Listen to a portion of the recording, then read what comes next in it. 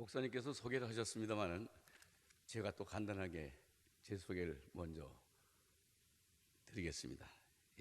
제 모교회는 경기도 양주군, 지금은 남양주시라고 되어 있습니다마는 여기 용진교회라고 금년에 110년 된 교회인데 1907년에 세워진 교회입니다.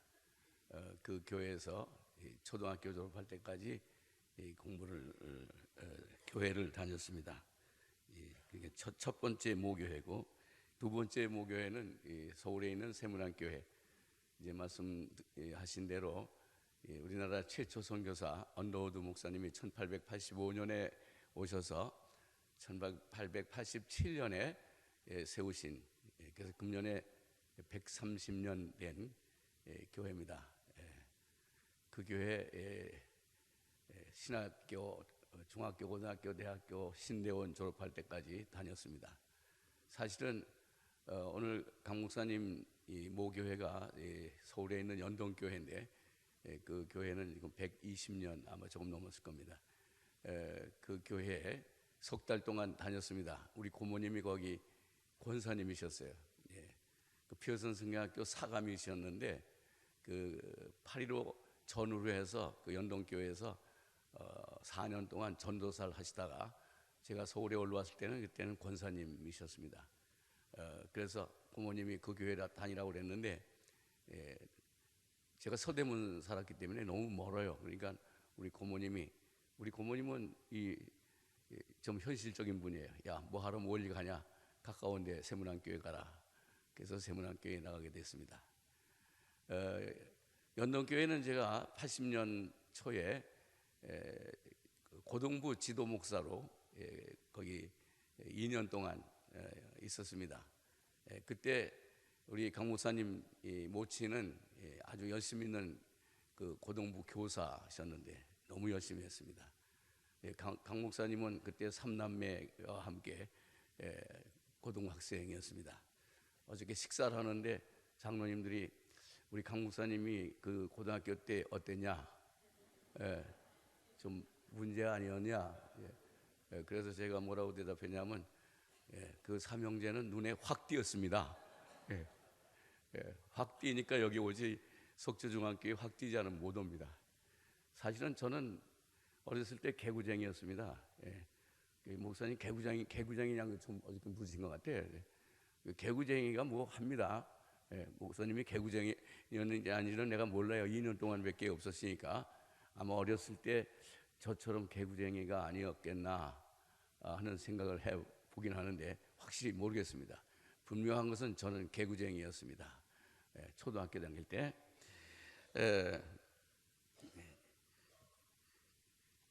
그 은퇴를 하니까 아무도 불러주질 않아요. 불렀다 그러면 축도만 시켜요. 설교하고 싶어 죽겠는데 축도만 시키고 부르지 않습니다. 근데 금년에 1월 1일 첫 주일 제 모교인 세문안교회에서 재직 헌신 예배 하라고 해서 모처럼 오래간만에 가서 설교했는데 또 며칠 안에 이 속초중앙교회에서 목사님이 오라고 그래서 금년에 뭔가 좀 변화가 있을 모양이다 그런 생각을 해봅니다. 아무튼 이 속초에서 제일 큰 교회 장로교에서 저를 불러주셨으니 당회에 감사하고 목사님께 감사합니다. 저는 그 세문안교회 어려서부터 다녔기 때문에 세문안맨이라고 제가 스스로 말하고 또 저는 언더우드맨입니다. 언더우드맨이라는 말은 뭐냐면 언더우드가 세운 중학교, 언더우드가 세운 고등학교, 언더우드가 세운 대학교 졸업하고 언더우드가 세운 중고등학교에서 37년 동안 목사로 교목이라고 그러는데 학교에서는 교목으로 일했으니까 언더우드맨이 틀림없습니다. 그래서 철저한 장로교 목사입니다. 여러분 장로교인데 그리고 군대를 제가 3번 갔다 왔습니다. 6.25 때 한번 1951년도에 피란 나가가지고 군대 뽑는다고 해서 갔어요. 갔더니 우리 동네 사람 다 넣어주는데 저를 안 넣어줘요. 왜 안 넣어주냐 했더니 넌 나이가 어려서 안 된다 이게. 만으로 16살 때거든요. 그래서 제가 막 울었어요. 그랬더니 넣어줬습니다. 나중에 제대할 때 보니까 20살로 해가지고 입대시켰더라고요. 그래서 고쳐가지고 이제 나왔습니다. 뭐가 잘못됐는지 대학교 들어갔는데 또 영장이 나왔어요. 그때는 뭐 군대 오라 그러면 무서워서 기록이 없었는지 하여튼 갔어요. 그래서 먼저 번에 6.25 때는 학도병이고 이번엔 학보병으로, 학보병은 1년 반 하는 겁니다. 그래서 최전방에 가서 고생을 했는데 신학교 졸업하니까 학생과장이 불러요. 갔더니 자네 논산훈련소 가겠나? 그래. 무조건 가겠습니다. 그래서 하나님이 오라 그러면 오고 가라 그러면 가라는 그런 생각을 가지고 있었거든요. 뭔지도 모르고 간다 그랬어요. 그랬더니 나중에 가서 1년 동안 거기서 상담 전도사로 일을 했습니다. 그랬더니 경신학교에서 또 오라 그러잖아요. 그래서 1년 만에 경신학교 가서 37년 했는데 나중에 알고 보니까 총회가 나를 군대 보내기로 결정했대요. 그리고 영락교회가 후원을 하고 그래서 군대를 3번 했습니다. 나중에 확인됐는데 6.25 때 꽤 기록이 있어요. 그래서 제가 6.25 참전용사, 구국영웅, 2011년에 6.25 60주년 기념으로 이만한 훈장 번쩍번쩍 하는 거 이렇게 거는 거 그거 왔어요. 내 소속이 뭔지도 몰랐는데 거기 보니까 유격대라고 돼 있어요. 유격대. 제가 전투 공병대를 했거든요. 급하면 싸우고 안 급하면 길 닦는 거예요. 그래서 제가 자랑으로 말하면 제가 애국자입니다. 제 소개 너무 길어서 죄송합니다. 목사님이 30분만 설교를 하라고 그랬는데 제가 30분은 좀 더 해야 할 것 같아요. 여기 이게 뭐 제가 또 오게 되겠습니까? 이 마지막인데 그래서 조금 더 할 테니까 인내하시고 참고 들어주시기 바랍니다. 생텍쥐베리라는 그 사람이 쓴 어린 왕자라는 책이 있습니다. 옛날에 읽은 책인데 거기 보면은 뭐라 하냐면 사막이 아름다운 것은 오아시스가 있기 때문이다. 그런 말이 있어요. 저는 그 말을 인용해서 속초가 아름다운 것은 속초중앙교회가 있기 때문이다. 속초중앙교회에서 맑은 샘이 나면 속초 시내가 맑은 샘이 됩니다. 속초중앙교회가 만일 흐린 샘이 난다면 속초중앙교회가 흐린 물이 됩니다. 속초중앙교회가 맑은 샘을 내면 속초 시내뿐만 아니라 온 한국이 맑은 샘이 난다고 생각합니다. 여러분 교회 보니까 굉장히 아름답게 어저께 제가 쭉 교육관 다 돌아봤는데 이 교회 보면 그 교회를 알 수가 있죠. 1952년에 세워져서 55년 됐는데 이만큼 교회를 세워놨으면 재직 헌신 예배가 사실 필요 없어요. 그동안 잘 하셨다는 얘기거든요. 그래서 재직 헌신 예배가 정말 필요할까? 너무너무 잘했기 때문에 이렇게 교회가 된 것은 분명합니다. 그래서 오늘 제목을 재직 헌신 예배라고 안 하고 마지막 때라고 했습니다. 과거에는 어쩌다가 몸 일이 생기면 말세다 말세, 혀를 척척 차면서 말세라고 합니다. 과거에는 젊은 사람들이 어른에게 말대답만 해도 아이고 말세가 됐구나 그랬습니다. 그런데 요즘에는 학생들이 선생에게 대들어도 문제가 되지 않습니다. 기상천외 엽기적인 사건이 벌어져도 사람들 입에서 말세라는 탄성이 나오질 않습니다.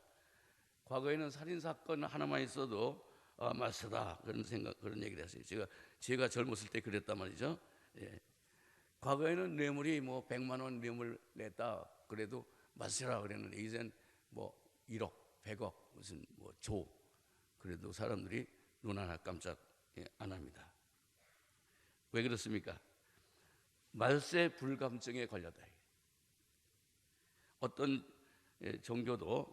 종교보다도 이 말세에 대한 감각이 예민한 종교가 기독교입니다. 그런데 오늘 기독교도 말세 불감증에 걸려 있습니다. 사람들이 말세 불감증에 들린 것은 몇 가지 이유가 있습니다. 하도 엄청난 사건이 자주 일어나기 때문에 그렇습니다. 그리고 그 일이 일어나도 왜 일어난지를 모릅니다. 특별히 말세에 대해서 민감하지 못한 것은 그 말세에 대한 잘못된 오해 때문에 그렇습니다. 따라서 우리는 기독교의 이 말세 사상에 대한 올바른 이해, 마지막 때라는 이 생각에 대해서 올바른 이해를 해야 합니다. 오늘 말씀드리는 핵심이 이 말세에 대한 얘기입니다. 말세에 대한 감각이 예민해야 말세를 감지할 수가 있고, 그리고 말세를 알아야 말세에 대한 제대로 대처할 수 있는 능력이 생깁니다. 오늘 이 말씀을 통해서 말세에 대한 감각을 회복할 수 있기를 바랍니다. 그래서 이 시간 예수께서 말씀하신 이 말세 종말에 대한 진정한 의미가 무엇이고, 또 이 종말을 대비하는 우리의 자세가 어떠해야 하는지를 알아보는 시간이 되기를 바랍니다. 저는 개인의 종말을 의심하지 않습니다. 의심할 수가 없죠. 나이 먹으면 죽게 되니까. 제가 금년에 1살 더 먹어서 84살입니다. 그러니까 얼마 남지 않았다고 생각을 합니다. 역사의 종말을 의심하지 않습니다. 한 나라도 있다가 없어집니다. 우주의 종말도 의심하지 않습니다. 나가서 우리 하나님의 최후의 심판을 의심하지 않습니다. 그러나 문제는 이 종말 혹은 말세에 대한 마지막 때에 대한 확실한 인식이 부족할 뿐 아니라 종말을 기다리고 준비하는 우리들의 자세가 문제가 있습니다. 이제 우리는 말세에 대한 이 성경 여러 곳에 있는 말씀과, 그리고 과거 수많은 우리들의 신앙의 선배들이 말세에 대한 삶의 태도, 마지막 때 종말에 대한 확실한 성사적인 의미를 알아보고 종말을 기다리는 우리들의 삶의 태도가 어떠해야 할지 예수님의 말씀 가운데서 밝혀보려고 합니다. 산상수훈, 여러분 마태복음 5장 6장 7절 오늘 마지막 절을 읽었습니다마는, 우리가 잘 알고 있는 이 말씀 중에 산상수훈 마지막 7장에 이런 말씀, 그러므로 누구든지 나의 이 말을 듣고 행하지 아니하는 자는 그 집을 모래 위에 지은 어리석은 사람 같으니 비가 내리고 창수가 나고 바람이 불어 그 집에 부딪힘에 무너져 그 집이 무너짐이 심하니라. 이 말씀은 그 당시 예수님께서 말씀을 듣기만 하고 행하지 않은 사람들을 향해서 하신 말씀입니다. 듣기만 하고 행하지 않기 때문에 개인적으로, 가정적으로, 국가적으로 엄청난 말세적인 사건이 일어났기 때문에 그 당시의 세상이 금방 무너지는 것 같았습니다. 그래서 예수님께서 그 무너져가는 세상을 향해서 강력하게 경고하신 것입니다.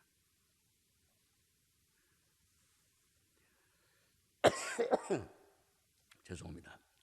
야고보 시대, 예수님의 제자 야고보 시대, 예수님이 승천하시고 이제 사도들의 시대가 되었습니다. 이 야고보가 쓴 야고보서 2장 26절, 2장 마지막 절인데 저는 이 성경 말씀을 좋아합니다. 그리고 그 말씀대로 살려고 노력을 하는 사람 가운데 하나입니다. 영혼이 없는 몸이 죽은 것 같이 행함이 없는 믿음은 죽은 것이라. 믿음이 있다고 하고 행하지 않는 믿음은 죽은 것이다. 이 말씀은 예수님 이후 시대에 믿음이 있다고 하나 행하지 아니하는 사람들을 향해 이 사도 야고보 장로님께서 권고해 하신 말씀입니다. 야고보 당시 세상도 하도 엄청난 일들, 신앙과 삶이 괴리가 생겼어요. 신앙하고 삶하고 떨어졌어요. 그렇기 때문에 세상을 죽은 것으로 보고 야고보 선생은 영혼이 없는 몸이 죽은 것 같이 행함이 없는 몸은 신앙은 죽은 것이다, 그렇게 말했습니다. 그 후에 중세기 때 금년이 종교개혁 500년입니다만은 마틴 루터가 종교개혁을 했다고 그래요.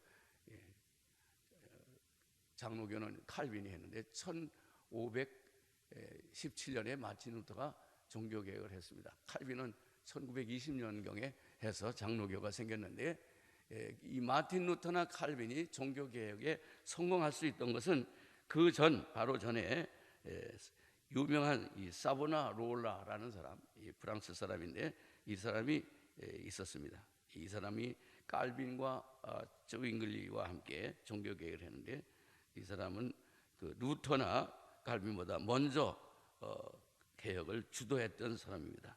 이 로마 캐토릭 교회의 위력에 눌려서 뜻을 이루지 못하고 이단으로 정죄돼서 순교를 당한 사람입니다. 그 사보나로라의 희생이 있었기 때문에 종교 개혁은 성공했습니다. 그 사보나로라가 한 말, 설교 가운데 한 일단을 말하겠습니다. 우리가 설교할 때 사람들은 잘 들으나 행하지 않은 습관이 있다. 그 습관은 제2천성이 되고 말았다. 그래서 항상 듣기만 하고 행하지 않게 되었다. 네가 처음으로 교회 종소리를 들을 때에는 마치 교회 종탑 위에 앉은 까치처럼 깜짝 놀라워 두려워하고 떨 것이다. 그러나 여러 번 설교를 들어서 습관이 되면 아무리 종을 크게 울려도 꼼짝도 하지 않고 있을 것이다. 이 말씀은 역시 하나님의 말씀을 듣고도 행하지 아니하는 이 중세기 때 사람들의 이 불성실하고 게으르고 방탕한 그 타락한 형편없는 사람들을 향해서 한 말씀입니다. 오늘날 우리는 이 주일 아침에 이 말씀을 새겨드렸습니다. 우리는 주일 아침에도 예배드리고 저녁에도 예배드리고 수요일도 예배드리고, 그리고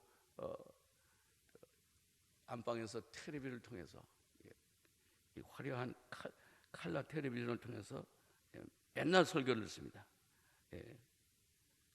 그런데 하나님의 설교가 그렇게 많이 외치는데도 불구하고 사람들은 변화가 되지 않습니다. 꼼짝도 안 합니다. 따라서 이 예수님의 산상 설교 말씀이나 그다음에 야고보 장로님의 말씀이나 이 사보나로라의 말씀은 그 당시 때만 얘기가 아닙니다. 오늘 우리들에게 하시는 말씀입니다. 오늘날 우리 개인 생활을 봐도 그렇고, 가정 생활을 봐도 그렇고, 사회 형편을 봐도 그렇고, 나라 일을 봐도, 불신 사회를 보나 신자들의 생활을 보나 모두 귀만 크고 손발이 없는 이 괴물과 같은 인간이 되었습니다. 사랑과 용서를 듣지만 사랑과 용서를 받는 사람이 없습니다. 희생과 봉사를 듣지만 그것 때문에 덕보는 사람이 없습니다. 자유와 평등을 듣지만 억압과 차별은 여전합니다. 정의와 순교를 듣지만 불의와 부정은 마찬가지입니다. 화해와 일치를 듣지만 불화와 분쟁은 심화되고 가 있습니다. 십자가를 져야 한다는 말을 듣지만 그 무거운 십자가를 아무도 져주는 사람은 없습니다.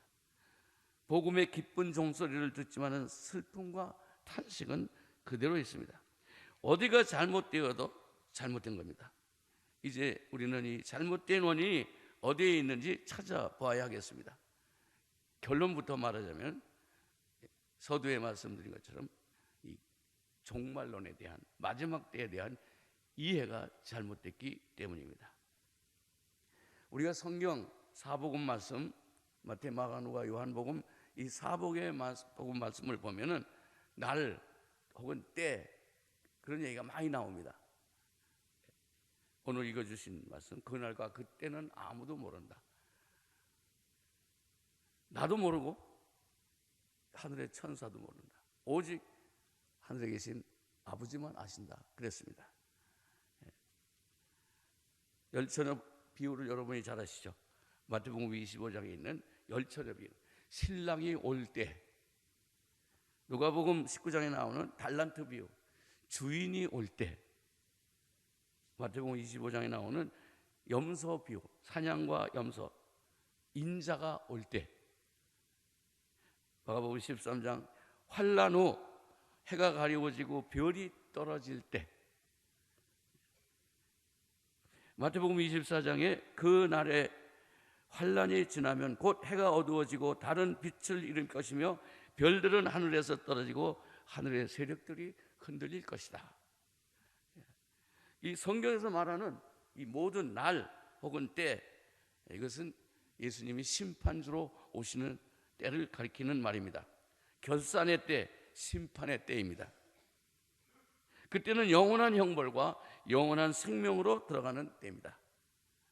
한마디로 말해서 마지막 때입니다.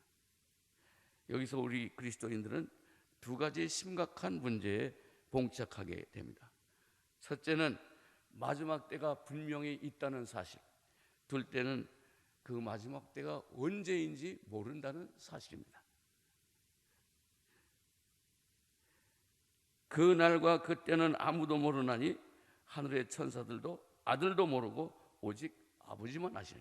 예수님이 아들 아니에요. 예수님 자기도 모른다고 그랬어요. 하나님만 아신다. 누가복음 12장에 보면 그러므로 너희는 준비하고 있으라. 생각지도 않을 때에 인자가 올 것이다. 예수님이 인자죠. 때가 온다. 생각지도 않을 때 올 것이다. 마태복음 24장 42절에 보면 어느 날에 주께서 오실는지 너희가 알지 못하니라. 도둑이 어느 밤에 어느 때에 올지 모른다. 날도 시도 때도 모른다는 것입니다. 마지막 때가 도둑같이 온다. 도둑이 예고하고 옵니까? 아무도 모르게 오죠. 이 마지막 때, 이 마지막 심판의 때가 있는 것이 확실하고 분명한데 그때 언제인지 모른다 하는 것은 우리를 긴장하게 합니다. 여러분 별로 긴장하는 것 같지 않은데, 왜냐하면 이 마지막 때가 분명히 있는데 그 마지막 때가 언제인지 모른다는 것은 다른 얘기가 아니에요. 바로 지금이 마지막 때라는 것입니다. 이 현재, 이 순간, 그때가 마지막이라는 것입니다. 마지막 때를 심판으로 기준할 때, 기준으로 심판할 때 우리는 긴장하지 않을 수가 없습니다. 이 마지막 때는 불확실한 미래가 아닙니다. 이 다음에 언제가 아니에요. 불가지로운 자리를 주장하는 것처럼 이 허무주의나 냉소적인 이 쾌락주의가 아닙니다. 내일은 없다, 먹고 마시자, 그런 얘기가 아니에요. 교통사고가 언제 날지 모른다는 그런 순간적인 위험에 따르는 막연한 긴장감이 아닙니다. 이 마지막 때는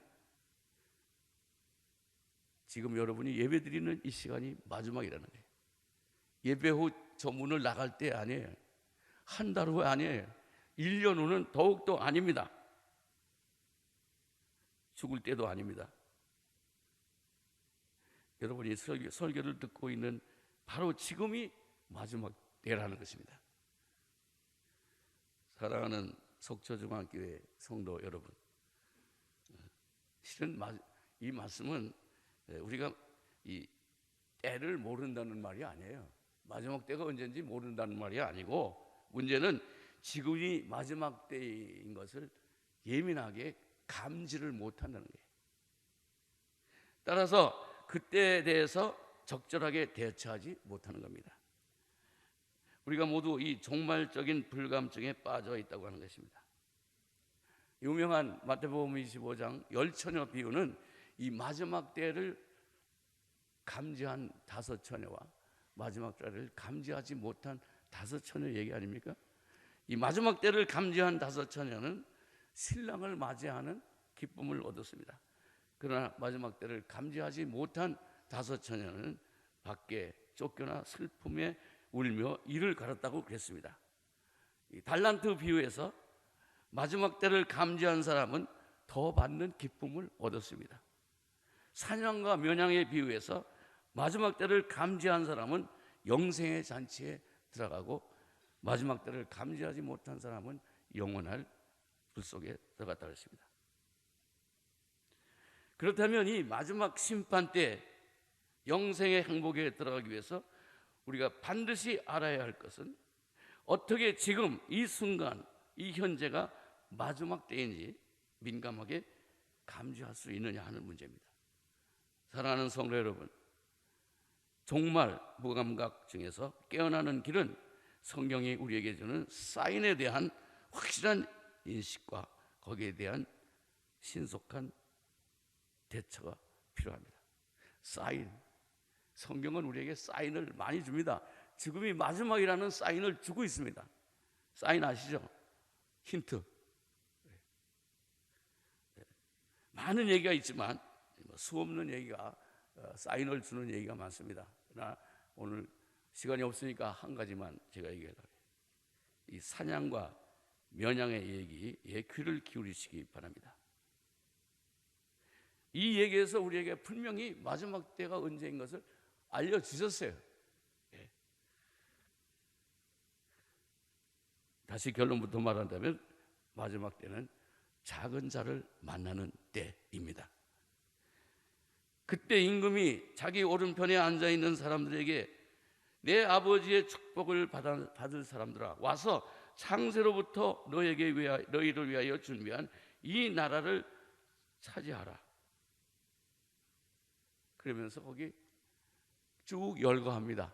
뭘 열거하냐면, 너희는 내가 줄였을 때 먹을 것을 주었고, 목마랐을 때 마실 것을 주었으며, 나그네 되었을 때 영접했고, 벗었을 때 입을 것을 주었으며, 병들었을 때 돌아보아 주었고, 감옥에 갇혔을 때 찾아와 주었다.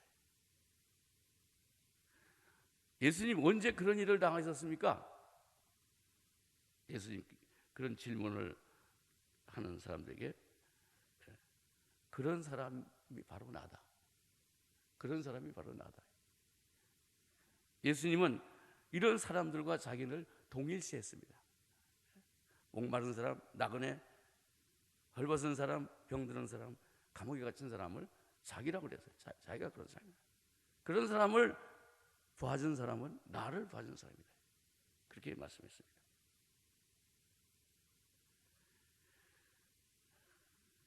그때 임금은 내가 진정으로 너에게 말한다. 내가 여기 내 형제 중에 지극히 보잘것없는 사람 하나에게 한 것이 곧 나에게 한 것이다 그랬습니다. 여기서 우리가 예수님께서 말씀하신 이 지극히 작은 자라는 것은 쉽게 알 수 있는 거 아닙니까? 그 작은 자를 만났을 때가 마지막 때이니까 금방 알 수 있어요. 이 작은 자는 뭐 키가 작은 사람을 말하는 게 아니죠. 나이가 어린 사람을 말하는 게 아닙니다. 예수님께서 말씀하신 이 지극히 작은 자는 어려움을 당한 자, 한마디로 소외된 사람. 교회 안에도 그런 사람이 있고 교회 밖에도 그런 사람이 있습니다. 저는 이 말씀은 이미 예수님께서 누가복음 18장, 누가복음 4장 18절 19절에서 하신 말씀입니다. 주의 영이 내게 임하셨으니 이는 가난한 자에게 복음을 전하시려고 내게 기름을 부으사 눈먼 자를 다시 보게 하고 갇힌 자를 놓아주고 그리고 주의 은혜의 해를 선포하게 하려 하심이라. 예수님께서 나사렛 회당에서 처음으로 이제 회당에서 설교할 때 처음 설교는 마가복음 1장 14절에 때가 찼다 하나님의 나라가 가까이 왔다 하는 게 첫 번 설교입니다. 요한이 죽은 다음에 하신 설교죠. 근데 예수님이 내가 메시아다, 내가 메시아로 이 세상 왔는데 메시아로 내가 무엇을 할 것이냐 하는 걸 소위 메시아 즉위 설교입니다. 즉위할 때, 처음 즉위할 때 설교하지 않습니까? 대통령 처음 될 때 자기 즉위 설교를 합니다. 내가 앞으로 이 나라를 이렇게 다스리겠다 하는 설교를 하는데, 이 누가복음 4장 18절 19절이 예수님의 즉위식 설교입니다. 가난한 자에게 복음을 전하고 갇힌 자를 놓아주고 눈먼 자를 다시 보게 하고 그리고 억눌린 사람은 해방시키고 주님의 은혜의 해를 선포하게 하심이라 그랬어요. 그 예수님이 이 세상에 오셔서 하실 일을 말씀하신 겁니다. 여러분, 그 눈먼 자를 다시 보게 한다는 말이 뭔지 분명히 아셔야 합니다. 원래 눈이 안 멀었었어요. 눈이 안 멀었는데 다 눈뜬 장님이 돼버린 거예요. 그러니까 다시 보게 한다. 성경을 잘 읽으셔야 해요. 눈먼 사람을 다시 보게 한다 그랬어요. 다시 보게 한단 말은 원래 보던 사람인데 못 보게 됐다 이거죠. 예. 이 세상 사람들이 보지 못하게 한다. 예. 여러분, 언론 구실을 못하면 사람들은 세상이 어떻게 돌아가는 줄 모릅니다. 못 봅니다. 예. 과거에 우리나라 언론이 그랬잖아요. 예. 너무 정부의 하는 대로만 보도를 하기 때문에 정부가 뭘 하는지 아무도 몰랐어요. 전부 눈뜬 장님이었지 않습니까? 최근에 와서 언론이 조금 재구실을 하는 것 같습니다만은, 예. 예수님께서 그거 하시겠다 이게.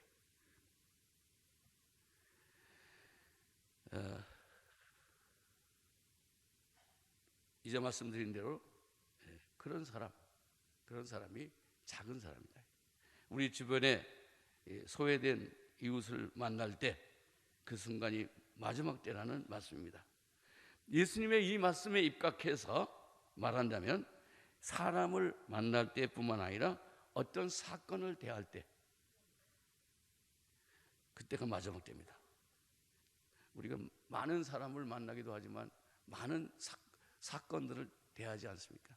그때가 마지막이에요.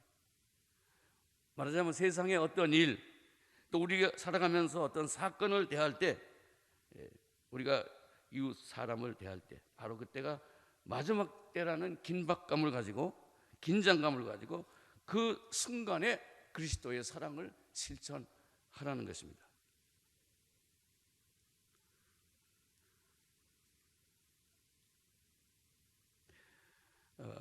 이제 우리는 결론적으로 이 같은 성경 얘기를 근거로 해서 구체적인 말씀을 드리겠습니다. 그리고 마지막 때를 어떻게 살아야 할지를 결정해야겠습니다. 성경의 마지막 때를 만났을 때 지혜롭게 처신한 사례가 가득 차 있어요. 꽉 차 있어요. 성경에는 그런 사람이 꽉 차 있어요. 성경은 우리의 삶의 현장에서, 우리 실존적인 만남에서 우리가 어떻게 해야 할 바를 다 가르쳐 줬습니다. 목사님들이 매주일 설교를 통해서 다 말씀해 줬습니다. 이 마지막 때에 영성이 충만한 사람들 성경에 가득 차 있습니다. 다 얘기할 수는 없고 이 시간에 몇 가지만 얘기하려고 합니다.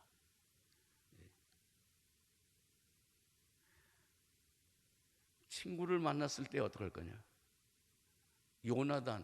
다윗과 요나단 얘기를 얼른 생각하면 되죠. 다윗이 요나단과 얼마나 관계했어요. 요나단 아버지가 사울 왕인데 사울 왕이 다윗을 죽이려고 했는데 요나단은 그때마다 자기 친구 다윗을 구해줬습니다. 그거 생각해라 이거죠. 형제를 만났을 때, 우리가 형제가 있지 않습니까? 요셉의 관용을 생각해라. 자기를 팔아 먹었는데도 요셉이 국무총리가 되어서 자기 형제들을 만났어요. 어떻게 했어요? 형님들 날 팔았다고 걱정하지 마시오. 하나님께서 형님들을 통해서 나를 여기에 판 것은 하나님의 뜻이 있었기 때문이다. 염려하지 마십시오. 용서해 주셨습니다. 그 어려운 노예 생활, 죽을 고생을 했으면서도 자기를 팔아서 노예로 판 형들을 용서했다는 사실입니다. 부모를 대했을 때 이삭의 순종을 우리는 설교 듣지 않습니까? 제자를 만났을 때 제자들의 발을 씻어주신 예수님 생각을 하라 이거죠. 저도 학교에서 목사이면서 선생 노릇을 했습니다만은 그렇게 잘 못했습니다만은 제자를 볼 때 예수님의 제자들의 발 씻는 그 모습을 기억하라. 선생님을 만났을 때 베드로를 생각해요. 스승인 예수님을 베드로가 어떻게 했는가 하는 것을 생각하면 됩니다. 손님을 대했을 때, 이제 장사하는 사람이 손님이 오지 않아요? 그러면 내가 이 사람을 이 시간 마지막 만난다 그렇게 생각하라 이게. 마지막 만나니까 왕창 그냥 비싸게 받아요. 또 손님이 장사하는 사람을 만났을 때 마지막이니까 그냥 박박 깎아야 갔다 그러겠습니까?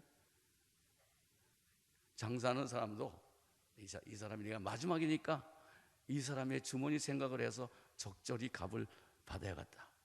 또 사는 사람도 내가 이 장사하는 이 주인을 마지막 만나는 시간이니까 깎지 않고 그대로 사야겠다. 왜? 마지막이니까.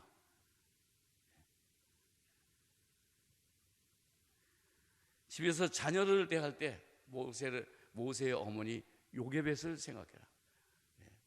모세의 어머니 요게벳이 모세를 이제 궁중에서 기를 때 어떻게 했습니까? 품에다 안고 너는 애굽 사람이 아니다. 너는 이스라엘 사람이야. 너는 애굽 사람이 아니다. 너는 이스라엘 사람이다. 이스라엘 사람을 구원해야 한다. 애국심을 어렸을 때부터 불어넣어 줬습니다. 며느리가 시어머니를 만날 때 룻이 어머니를 대접한 것처럼, 여러분 그 룻기를 읽어보면 눈물 나지 않습니까? 그 고부간의 그 사랑. 며느리가 시어머니를 만날 때뿐만 아니라 시어머니가 며느리를 만날 때 우리는 얼른 룻기를 생각합니다. 이 어머니를 대하는 이 시간이 내가 마지막이다. 이 며느리를 만나는 시간이 지금 마지막이다. 그럴 때 어떻게 하겠어요? 교회에서 헌금을 낼 때 무슨 사인을 주었습니까? 과부의 사인을 줬어요. 과부가 엽전 2푼을 냈다고 그러잖아요. 그 사인이에요. 우리에게서 주는 사인. 연인들이 애인을 대할 때 야곱이 라헬을 대한 것처럼 해라. 7년을 하루같이 대했다고 그러잖아요. 남편이 아내를 대할 때, 아내가 남편을 대할 때 사도 바울 선생이 가르쳐준 교훈을 생각해라. 주례 선생님이 결혼할 때 말씀하신 말씀을 기억해라. 다 까먹었죠? 이 마지막, 지금이 내가 마지막, 내 남편을 대하는 마지막이다. 내 남편을 위해서 밥상을 꾸리는 마지막이다 할 때 아무렇게나 하겠습니까? 내가 오늘 내 아내를 위해서 선물을 사는데 이것이 마지막이다 할 때 그 선물 아무렇게나 사겠습니까? 마지막 때라는 생각을 가지고 아내를 대하고 남편을 대하는 것입니다.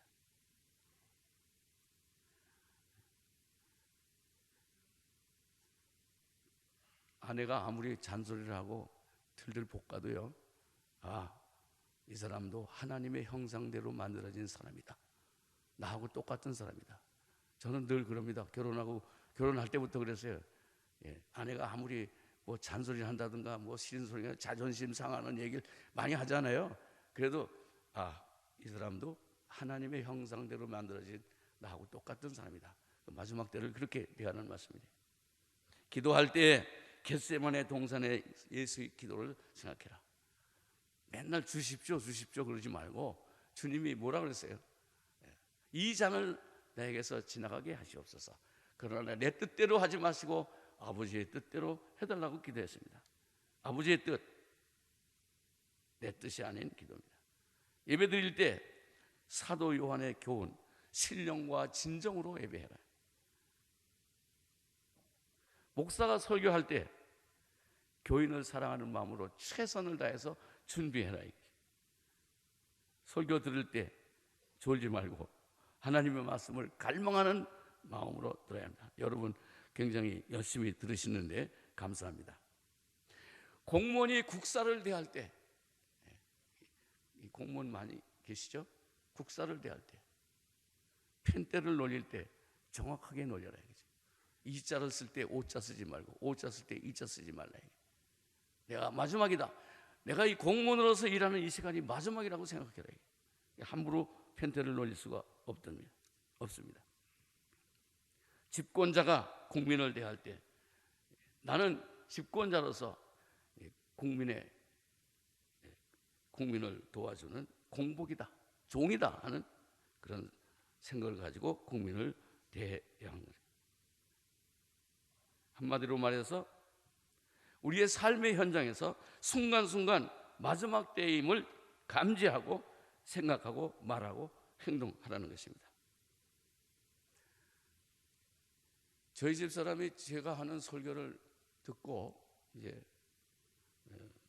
집에서 내가 아침에 일찍 이제 학교 가야 하는데 가방을 들고 뛰어나가서 그러더니 잠깐 그 뒤를 돌아봤더니 저 빨랫줄에 빨래 좀 걷어주고 가라 이게.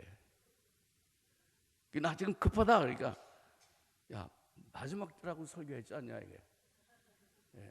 아니 마지막 때를 설교해놓고 마지막 때 이거 해달라는데 이걸 마지막이라고 생각하고 해줘야지 않냐 그 말이죠. 그래서 내가 할 수 없이 걷어주었습니다.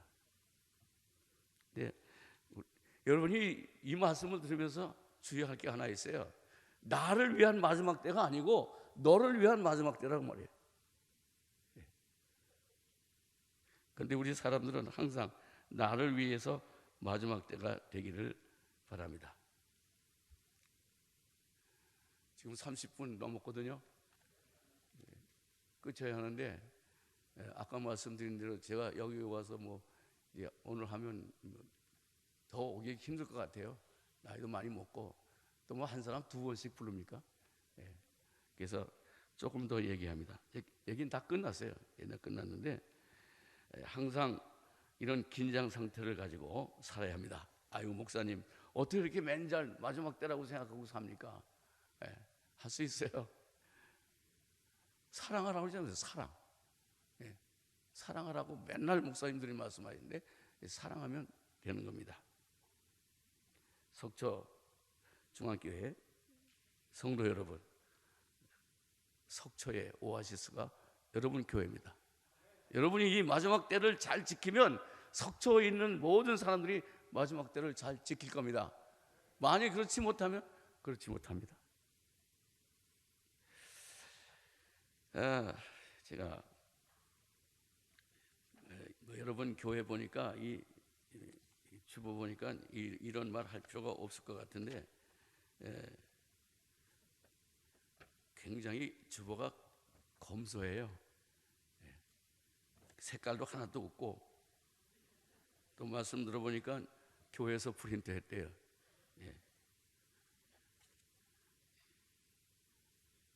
창조 보존이라는 말이 있어요. 창조 보존. 창조 보존은 뭐냐면 하나님이 창조하신 이 세상을 보존해야겠다. 제가 1970년대 얘기니까 벌써 40년 전 얘기입니다. 그때 양문문고라는 그런 책이 나왔는데 아마 100권 이상 나왔을 거예요. 17번, 17번째 나온 책인데 거기에 인류의 위기라는 그런 제목이에요. 영어로는 Limited Crisis라고 되는데 인류의 위기. 그 책을 읽어보니까요. 지금 사람들이 현재대로 살아가면은 2100년에는 종말이 온다. 그래서 세 가지 때문에 하나는 인구가 많아진다. 인구 폭발. 그다음에 인구 폭발되니까 자연 고갈이 된다. 자연 고갈되는 과정에서 공해가 일어난다. 이 세 가지 때문에 인류는 2100년에 망한다. 지구는 망한다. 그랬어요. 예를 들었는데 배가 지금 항해를 하는데 저 2100년 시점에 빙산이 있다 이게. 이 밑에 큰 거니까 빙산 부딪히면 배가 넘어가는 거 아닙니까? 그러면 배가 키를 틀어야 하는데 일로 가든지 뒤로 가든지 키를 틀어야 하는데 키가 부러졌다 그랬어요. 키가 부러졌다. 키가 부러졌으면 가는 거예요 그냥. 무슨 말을 하려고 그러냐면요. 옛날엔 이 책은 로마 클럽에서 발표한 겁니다. 세계 굴지의 석학들, 미래학자, 과학자, 종교, 목사님들이 같이 연구해서 발표한 건데 옛날엔 더우면 밭에서 일하다가 그 밭머리에 나무 밑에 그 나무 그늘 밑에 이렇게 들어놓여 있으면 바람이 살살 불면은 땀이 식어요. 근데 사람들이 그 다음에 부채를 만들었어요. 부채를 만들어 가지고요. 부채하려면 당나무 잡아야죠. 소나무 잡아가지고 불 떼야죠. 그러면 나무가 없어지죠. 당나무도 없어지죠. 소나무도 없어지죠. 연기 나니까 공해가 생기지 않습니까? 근데 사람들이 그다음에 선풍기 만들었습니다. 선풍기 만들려면 땅속에 있는 쇠 꺼내내야죠. 그것도 쇠 가지고 이렇게 잘 만들려면은 전기 들어가야죠. 전기하려면 또 발전소 생겨야죠. 수력 발전소도 있지만 화력 발전소 연기 나죠. 석탄 캐야죠. 이게 공해가 생기는 거예요. 자원이 고갈되는 거예요. 그다음에 선풍기뿐입니까? 에어컨 얼마나 쇠가 많이 들어갑니까? 얼마나 전기가 많이 들어갑니까? 석탄 많이 떼야 하고 공해가 많이 생겨요. 점점 공해가 많아지는 걸 사용하는데 여러분 가운데 혹시 그런 사람이 있겠어요? 야, 공부 열심히 해라. 에어컨이 뭐냐? 선풍기 써야지. 야, 공부 열심히 해라. 선풍기가 뭐냐? 그냥 그늘 밑에 가서 바람 쐬야지. 그렇게 말할 사람이 있겠어요? 열심히 공부해. 인마 선풍기가 뭐야? 에어컨 사야지. 옛날엔 수박 먹으려면 수박 따다가 새끼로 매가지고 우물에다 집어넣으면 돼요. 우물이 시원하니까. 꺼내가지고 잘 먹으면 되는데 공해가 없어요. 수박에 묻은 뭐 흙 있지만 좀 떨어져도 상관이 없어요. 물이 망가지거나 그러지 않습니다. 근데 다음 어떻게 했어요? 아이스박스 만들었죠. 아이스박스는 그 플라스틱이에요. 영원히 망가지지 않고 그냥 계속 땅 속에 있는 거냐. 없어지지 않고. 그 플라스틱 만들려면은 플라스틱 자료 석유에서 꺼내야죠. 또 그거 만들려면 기계 돌아가야죠. 아이스박스만 씁니까? 냉장고 그 쇠 많이 들어가죠. 전기 많이 들어가죠. 기름 많이 들어가죠. 아이스박스도 뭐 원도만 씁니까? 투도, 쓰리도. 야, 인마 공부 열심히 해. 쓰리도가 뭐야? 투도 사야지. 공부 열심히 해. 투도가 뭐야? 원도 냉장고 사야지. 원도가 뭐냐? 아이스박스 사야지. 열심히 공부해라. 아이스박스가 뭐야? 그냥 우물에다 집어넣었다 먹으면 되는 거지. 그렇게 말할 사람 있습니까? 점점 그게 뭐예요? 욕심입니다. 이 배가 가는데 키가 부러졌다는 말은 욕심 때문에 그렇다. 욕심. 인간의 욕심 때문에 무한히 뭐 발전이라고 그러지만 그것 때문에 자원이 고갈되고 공해가 생기기 때문에 죽는다. 그렇게 말했습니다. 야고보서 1장 욕심이 대항즉 죄를 낳고 죄가 상성한즉 사망을 낳느니라. 여러분, 죄가 다른 게 아닙니다. 뭐 깡패, 무슨 도둑질 이것만이 죄가 아니라 이 욕심, 이거 우리가 다 가지고 있어요. 욕심을 부리지 말아야 합니다. 휴지 쓰는데 제가 학생들에게 그랬어요. 야, 너희들 8칸만 써라. 어른은 크니까 10칸만 쓰겠다. 치약 쓸 때 3mm만 써라. 세수할 때 비누 3번만 문질러. 그래서 세수야. 왜? 다 공해거든요.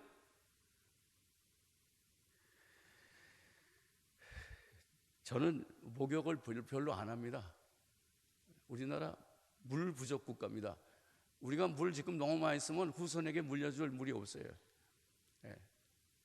세수도 별로 안 합니다, 제가. 그래서 일어나서 눈곱만 띄어요, 눈곱만. 한 주일에 한 번씩 교회 갈 때 시험 깎아야 하니까 시험 깎을 때 비누칠 조금 합니다. 사우나도 별로 안 가요. 사우나는 가끔 무슨 뭐 세미나 할 때 어디 뭐 호텔에 가서 한다든 그럴 때 한 번 할까 말까 합니다. 1년에 몇 번.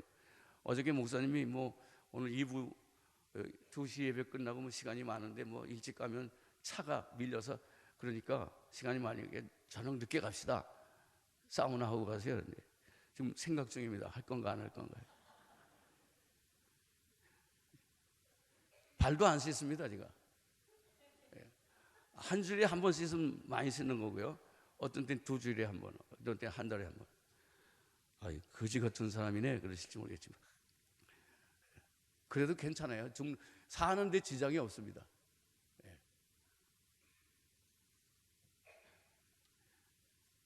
마지막 때 여러분이 이를 닦을 때나 세수를 할 때나 이거 내가 마지막 쓰는 물이다. 여기서 너무 많이 쓰면 후손에게 물려줄 물이 없다. 이 스위스나 이스라엘 날 가니까 화장지가요 까매요. 우리는 하얗잖아요. 그 애굽 나라 가니까 화장지가 하얘. 우리나라도 하얘요. 그 스위스나 이스라엘은 세종이 하얀 종이 안 씁니다. 폐지 가지고 화장지를 만들어서 씁니다. 그 나라들은 이미 창조 보존, 하나님이 주신 이 세상을 잘 보존하자는 정신이 가득 차 있습니다. 발달된 나라가 그래요. 미개한 나라. 그렇게 되면 우리도 애굽처럼 미개한 나라. 물론 애굽이 문화가 발달된 나라긴 하지만 잘 못 살지 않아요. 못 사는 나라들이 오히려 더 잘 사는 것처럼 살려고 그렇게 물자를 막 쓰고 있습니다. 여러분, 오늘 제가 이상한 말을 했습니다만은 마지막 때라는 생각을 가지고 또 창조 보존을 해갔다는 생각을 가지시고 물자를 아껴 쓰시고 물도 아껴 쓰시기 바랍니다. 기도하겠습니다. 사랑이 많으신 하나님 감사합니다. 오늘 이렇게 귀한 시간에 하나님의 말씀을 전하게 하심을 감사합니다. 이 마지막 때라는 항상 긴박감과 긴장감을 가지고 예수님께서 말씀하신 이 마지막 때를 잘 감지함으로 마지막 때에 대한 대비를 잘할 수 있는 석초 중앙교회 훌륭한 교인들이 되게 하여 주시옵소서. 예수님 이름으로 기도드리옵나이다. 아멘.